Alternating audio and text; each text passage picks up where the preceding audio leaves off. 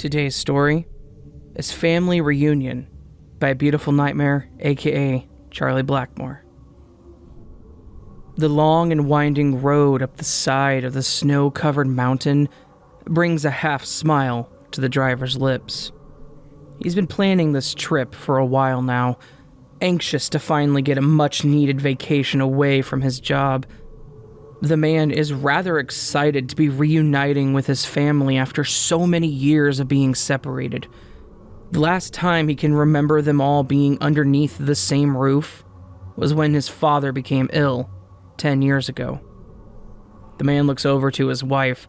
She seems disconnected from the world, disinterested in their little adventure, yet he isn't able to tell because her gaze is cast out the window beside her.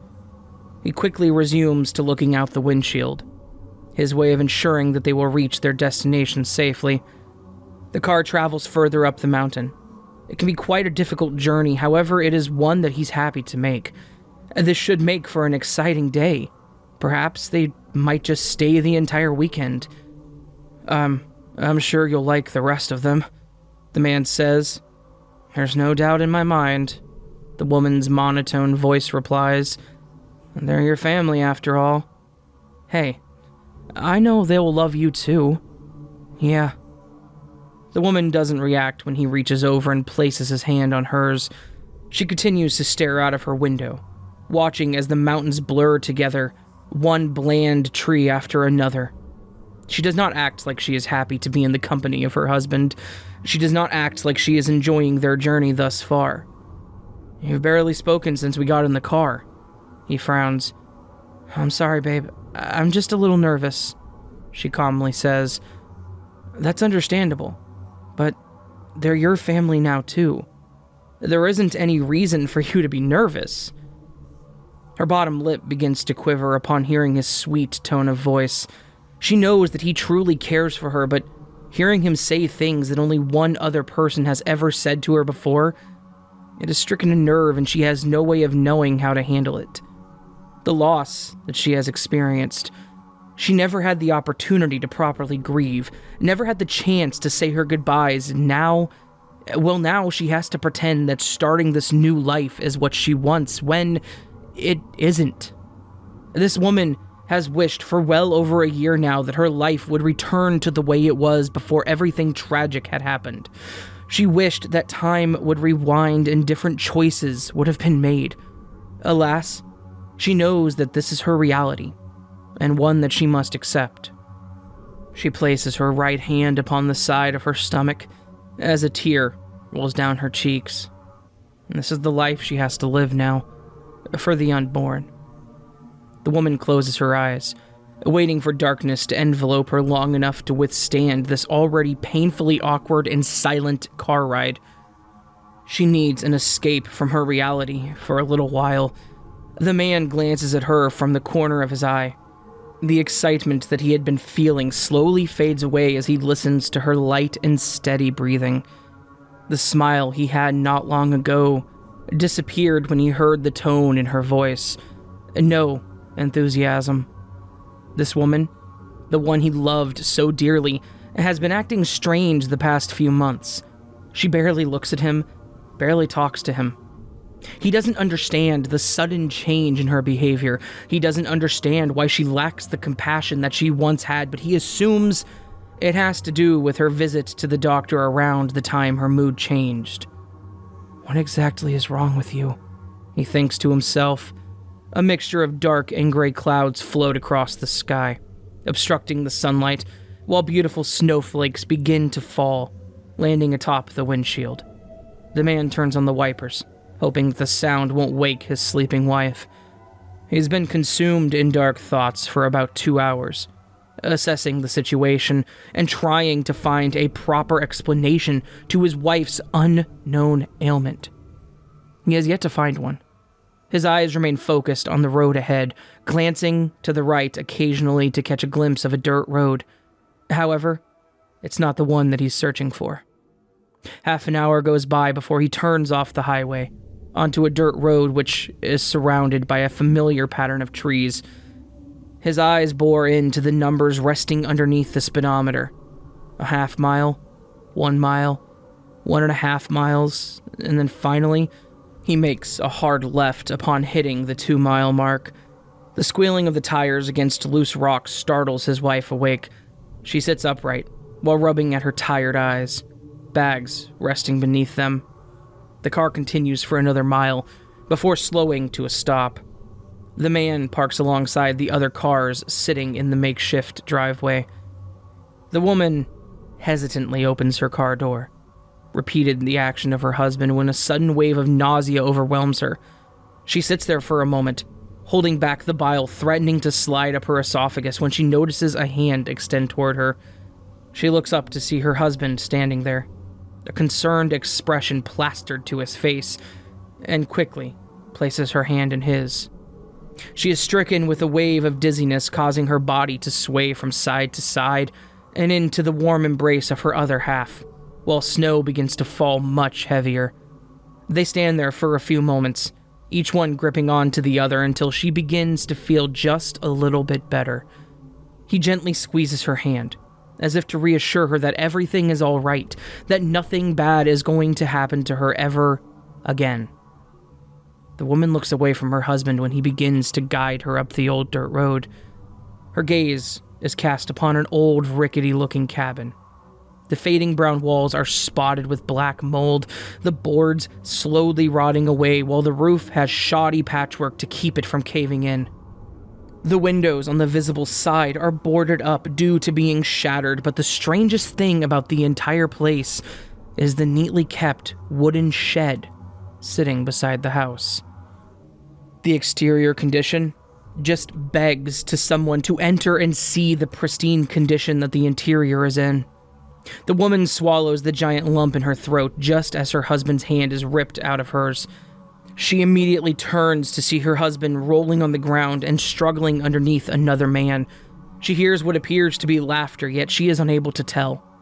Her husband rolls on top of the man, his fist striking the man's mouth before he stands up. She grabs a hold of his hand once more while he attempts to wipe the dust from his clothing. "Seriously, Josh? That's the first thing you do?" The man chuckles. "Hey, I have to make sure you're not turning into a wimp. I'd hate for Dad to disown you." Josh shrugs. He too stands up and brushes the dirt away from his clothes before he freezes. His eyes rest upon the woman standing beside his brother. Her eyes waver with uncertainty, which is something that he absolutely enjoys. "Who's the visitor, Nick?" "This is Clementine, my wife, so don't get any funny ideas." "You've nothing to worry about, little brother. She's not my type." "It's nice to meet you," Clementine quietly says. "Welcome to the family, dear." Josh wickedly smiles. "Let's head inside," Nick irritatingly growls. Clementine follows Nick as he guides her towards the house, his brother trailing closely behind them. She can feel the gaze of Josh burning into the back of her head, her pace quickening with every step that she takes. She's clearly unsettled by the behavior portrayed by her new brother-in-law. Something about him, it doesn't seem quite right. Then again, nothing about this family is right. Nick seems to be the only normal one in the whole lot, and she's only met a few of his siblings, the one that she works with.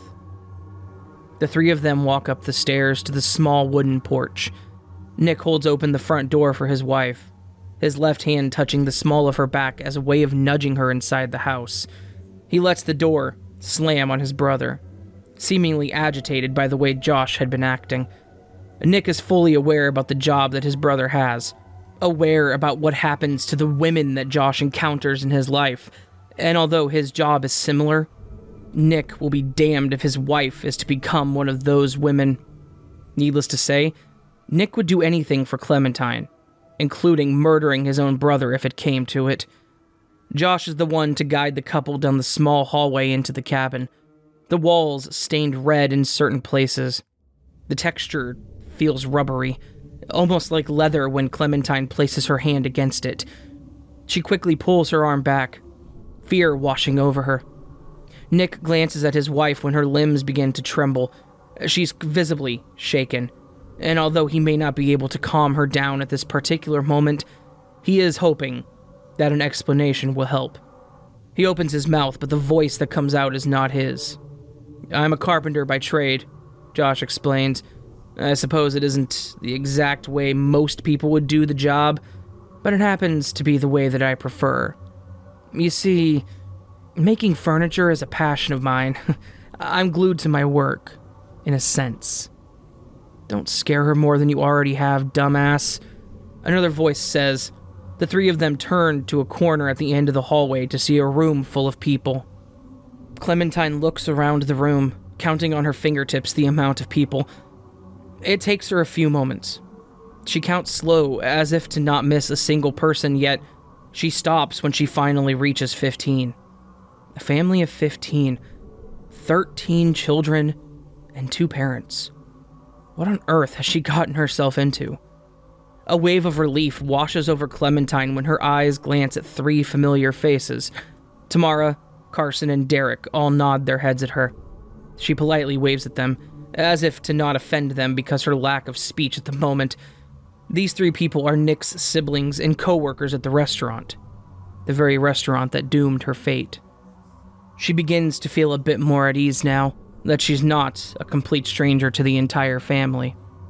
Please, have a seat, an older man roughly says. Clementine hesitates at the tone of his voice. He seems disinterested in the fact that she's here. His menacing glare at Nick makes her feel uncomfortable. I'm sure she's tired of sitting down, Dad. We were in the car for 5 hours, Nick replies. I'd like a chance to speak with my daughter-in-law, the man growls. Come on, Nick. Don't argue with Dad for just one time, Tamara says. Nick looks like he wants to say something. However, he calmly takes a seat on the couch beside his sister. Clementine takes the empty place beside him. Well, would you like to tell me how this marriage came to be? The man inquires. You don't have to answer that. My husband and I were going out for a night. We decided to have dinner at a restaurant that we hadn't been to before, Clementine quietly explains. The food was good. It, tasted better than anything I'd ever had before. But, well, I guess something was wrong with it. We both collapsed, and I woke up in the kitchen. She survived the drugs? Someone asked. We aren't sure how, but yeah, she's the only person to ever survive. Tamara nods. That's incredible, a blonde-haired man exclaims. What do you mean? Clementine questions. Why is it incredible? Well, a few of us have a skill for making all sorts of drugs. Some designed for certain people, and some designed to render anyone who uses them unconscious. The type they have at that restaurant, you shouldn't have survived, the man explains. Can't you all think of a better way to get to know her? Nick grumbles. He squeezes his wife's hand only to have her pull away. She places her hand over her mouth to hold back the vomit threatening to escape. May I use your restroom?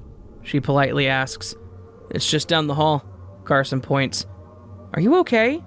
Another person asks. I'm just not feeling well is all. Clementine forces a smile. She stands up from the couch with her left hand on her stomach.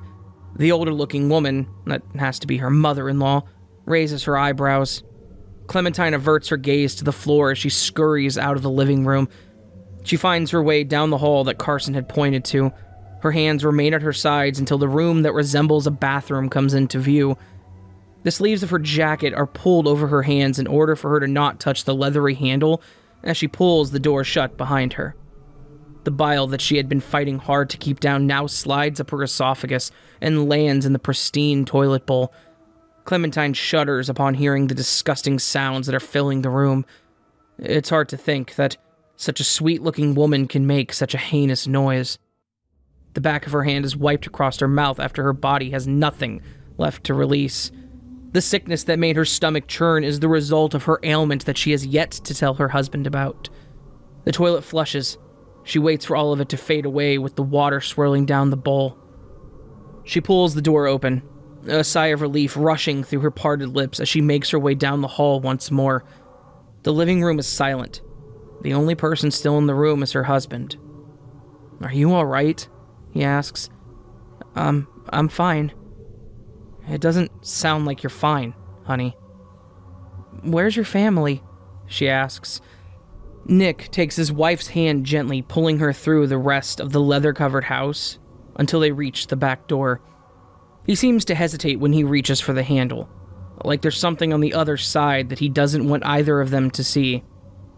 They're outside. It's time for us to go hunting. Hunting? Yeah. This has been a yearly tradition since I was a child. The day of Christmas Eve, we go out and we hunt. My dad will spend all night preparing our catch, making sure that everything is ready to be cooked for Christmas dinner. Oh. Don't worry, ma chérie. I don't expect you to go with us. You can stay behind with Mom and Tamara. Tamara doesn't go hunting? Normally she does, but she offered to stay behind with you and Mom because this is your first holiday with the family. We should be back before sundown. Please, don't leave me alone. Clementine squeezes his hand. I won't be gone for more than a few hours. I promise. He kisses her forehead. Nick, she says. He glances down at her adorable pout. Clementine, he said as he touches her cheek, you'll be glad to get away from me for just a few hours. But I've never asked you for anything, she starts to say. It's a yearly tradition, sweetheart. My dad will spend all night preparing to cook tomorrow morning since it'll be Christmas Eve. Clementine reluctantly pulls away from Nick. Her eyes waver with uncertainty as she turns away from him. His face retorts, a frown residing on his lips while he walks down the stairs of the small wooden deck and joins the rest of his family by the shed. His brother, Josh, hands over all the necessary equipment that Nick has grown accustomed to over the years, his bow and arrow being the favorite. His brother gently nudges his arm, a sly expression plastered to his face. The two men quickly walk toward the tree line of the forest to catch up with the rest of their family. Nick glances over his shoulder one last time to see his wife standing beside his sister, her back still turned toward him. He shakes his head and turns his attention towards his brother. Clementine, too, looks over her shoulder, upset and astounded by the fact that her husband would leave her behind while he goes out to hunt. She knows all too well what kind of game the family is hunting, and she certainly does not want to be a part of that. The three women retreat back into the rubbery textured house. Tamara and her mother scurry about the kitchen in an attempt to prepare the ingredients needed for when the rest of them return. A small analog clock hangs above the kitchen sink, the hands moving around the circular face painfully slower than it ever has before. Not more than a few hours has already passed since Nick disappeared into the tree line, leaving his wife alone with these monstrous people. Clementine sits at the kitchen table. That nauseated feeling from earlier returns with each different smell of something wafting towards her nose. She throws a hand over her mouth and tries to keep it all down. At this point, she has nothing to get rid of. Tamara and her mother don't seem to notice that she is acting strangely. If they had, then nothing has been said. The sky turns a lovely pink color as the sun begins to set over the horizon. A few people walk through the tree line, small animals in hand as they place the weapons within the shed once more. The three people make their way back onto the porch, their kill being tossed upon the nearest table before the back door to the kitchen is swung open. Carson, Derek, and Josh enter the room, blood streaked across their foreheads, yet happy smiles plastered upon their lips. Whoa, something smells incredible, Mom, Carson says. Dinner will be ready soon. Where's the rest of them? The mother asks. They're not too far behind, Josh says. Dad wanted us to come here and tell you that the problem has worsened and, we need to take care of it. Oh? Did he have a reason for saying that? Apparently there's an addition, Derek says. The glass dish in the mother's hand, as well as the metal bowl in Tamara's hand, fall to the ground as they all turn toward Clementine. Beautiful Clementine leisurely looks at the people staring. She pretended, as if she had no idea what they were talking about, when in fact, she was the problem, and her unborn child was the addition. Fuck. Are you feeling all right? Tamara asks. Clementine nods her head as she swallows the lump in her throat. Her eyes move slowly around the room, taking in expressions of each person, while looking for anything that can be used as a weapon. I'm fine. I'm just feeling a bit peckish is all. You've been sick a lot over the last few months. Do you know why? Carson asks. I do know why, and I would appreciate it if none of you were to tell Nick. He doesn't know. Derek raises his eyebrow. I haven't found the right way to tell him yet. She shakes her head.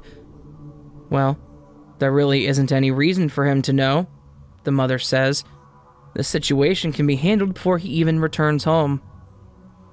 Hearing those specific words come from her mother-in-law's mouth causes Clementine to hastily stand up from the chair she has been sitting in.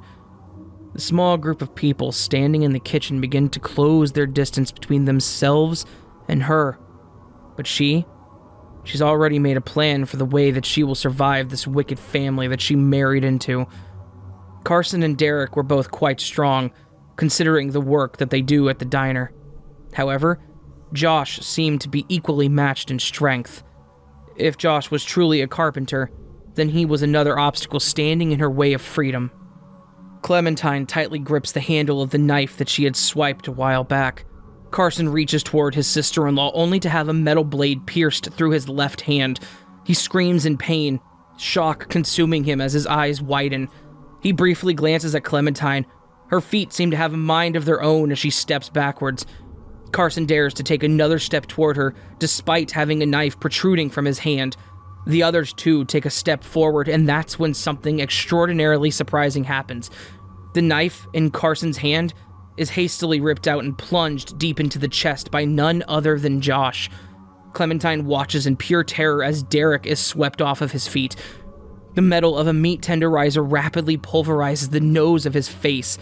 Josh's face turns redder with each strike of force that he delivers to his brother. Sweat rolls down the side of his face while the other two shout for the horror to stop. Tamara, as much as Clementine liked her, was the next person to be taken away by the outraged Josh. Tamara made the mistake of lunging at her brother in order to get him away from Derek. However, her eyes went wide in surprise when Josh grabbed a hold of her throat. Her face began to turn red from the lack of oxygen getting into her lungs. Josh glared at her while he walked over to the stove. Tamara flailed, her nails scratching at Josh's arm and hands as she attempted to pry herself out of his grip, and it may have worked if Josh had not looked toward the sink. He placed her right hand in the drain of the sink. He flipped the switch, allowing the awful grinding noise to echo throughout the kitchen. The sound of bones crunching causes Clementine to cringe with an uneasy feeling, but Tamara's screams of agony are soon muffled. That is, once Josh dunks her head into a pot of water that was boiling on top of the stove. Amelia, the mother of these incredibly strange people, watched in terror as her children fought, blood and bone, against each other. She idly stood by and watched one by one as her most violent child took away the mellower ones. The twins, Carson and Derek, had never really harmed anyone in their life.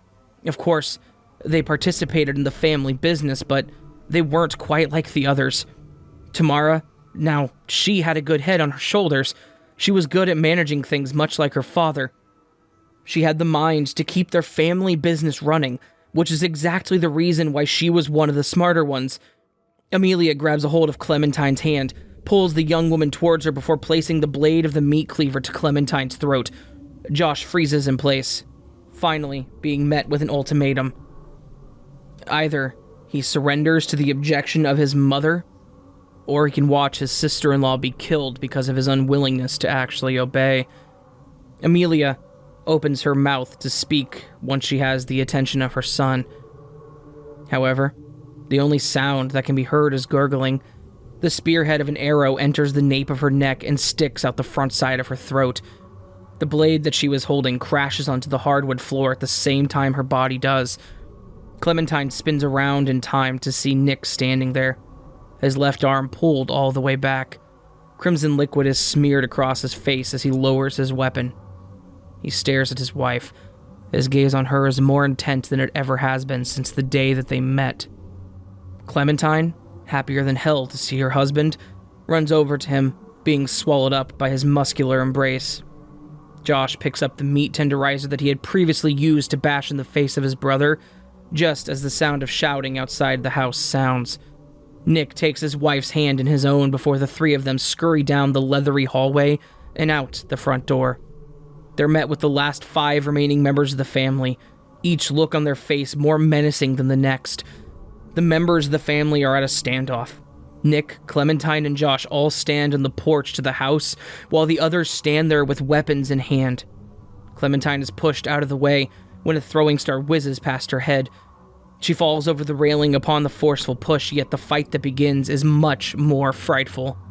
Nick is the first one to run down the staircase of the porch. The arrow in his hand is harshly forced into the left eye socket of the blonde man that had been surprised to know Clementine had survived his drugs. Nick grabs a hold of the arrow once more, pulling it towards him, and watches as blood drips from the eyeball onto the snow-covered gravel. He shakes the arrow loose of the eye and hastily approaches one of his sisters. Josh, on the other hand, is surrounded by 2 people. The man closely resembling him, while the girl resembles his mother. The tenderizer in Josh's hand is slammed into the top of his sister's head. Her face contorts. Her eyes cross, and the sound of skulls crunching beneath the blow ripples throughout the large area. Josh's hand encloses around the throat of the man, his grip tightening with each gasp the man takes. The man's face begins to turn red when Josh is suddenly struck over the head from behind. Elijah, their father, has an angry look on his face as his gaze zeroes in on Clementine. Her own eyes widen as the fear of her unborn child overwhelms her. Nick has his back towards her, not able to see that his brother is down and his father is about to harm the only person he truly cares for. Elijah slowly approaches Clementine. He cracks his knuckles, rotates his head in order to prepare for the killing that he has planned. Clementine, on the other hand, has already figured out a way to survive the madness that's currently happening. She cautiously stands up, the handle of a somewhat heavy tree branch in hand, as she menacingly glares at her father-in-law. The man says nothing while closing the distance between the two of them. His grip tightens on the blue-colored handle of the axe. He struggles for a second or two, before managing to lift the object in the air. Clementine, scared at the outcome of this little fight, thrusts her arm forward. The branch she is holding gets stuck on something. Elijah's eyes widen once the realization sinks in. The sharp pain in his chest causes the beating of his heart to increase. His head lowers in order to truly process what happened. The tree branch that his daughter-in-law had been holding was shoved into the front of his chest. The sharp and jagged tip of the branch protrudes at the back of his chest, blood dripping onto the gravel just behind his feet. He sinks to his knees as Clementine grabs a hold of the branch and drives it further and further into the man. Clementine moves the back of her left hand across her forehead, the sweat beader atop it now whisked away, her chest rapidly rising and falling as she raises her head. 2 feet begin to approach her. Her gaze meets the worried one of her husband. She hurries over to him, as if her legs had a mind of their own. Josh slowly pushes himself up from the ground. He holds on to the back of his head as he sighs in relief. Nick glances at his brother. The 2 of them share a knowing look. The expression on their faces, the mutual understanding glimmering in their eyes, almost. It seems like they'd had expected all of this to happen. Like they knew that this is exactly how the holiday was going to turn out. Nick takes his wife's right hand into his left one again. His free hand gently rests on her stomach as he smiles down at her. "The reason why you've been so sick lately, it didn't occur to me until I was hunting," Nick says. "Surely, you know that I did all this for you, ma chérie." "I know." Clementine understandingly nods. "Then, trust that I will never let anything happen to you. Either of you." He smiles. "And neither will I." Josh speaks up. "Listen, Josh and I have one last thing to take care of before we can all leave this hellhole." "Do whatever you have to." Clementine tiredly trudges toward the makeshift driveway. Relief washes over her when she is able to lean against her husband's car. The next few hours seem to move by ever so slowly as she watches Nick and Josh drag their family members' bodies out of the house and from the spot to where their lives ended, into a grave that they had spent a while digging.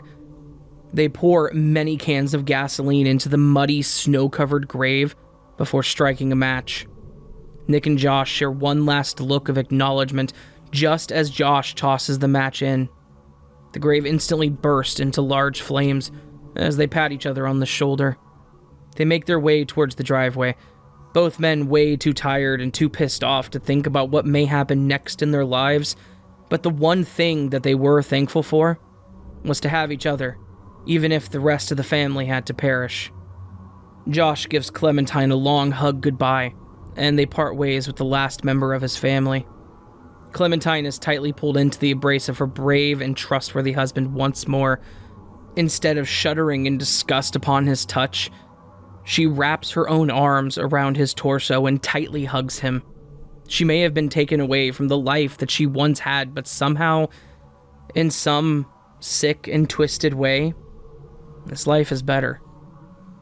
The family reunion that Nick had been looking forward to for so long, the reunion that he had specially arranged in order to introduce his wife to the rest of his family, began with awkward greetings, a few arguments, but it ended in nothing other than pure disaster.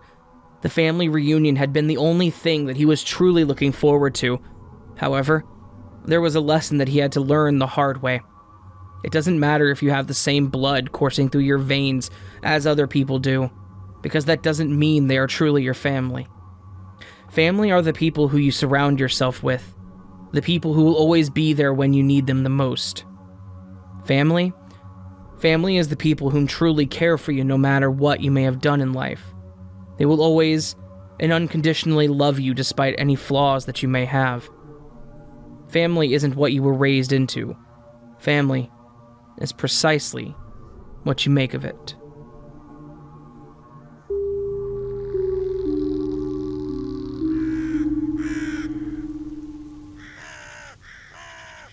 So this was, once again, Family Reunion by Beautiful Nightmare / Charlie Blackmoore, however you want to refer to her.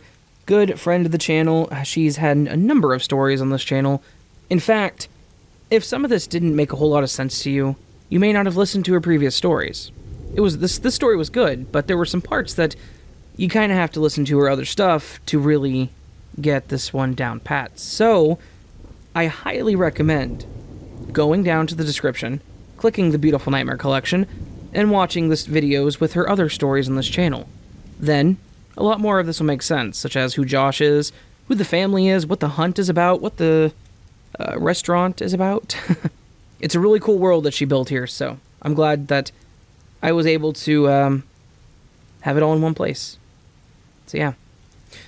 Alright friends, if you did enjoy this and would like more, please do hit that subscribe button, the bell icon next to it. You can also hit the thumbs up button, tells me you like the video, and do the thing where you leave the comment, that tickety-tack, telling me how much you enjoyed the video, if you enjoyed it, or if you didn't enjoy it, tell me why you didn't like it, stuff like that.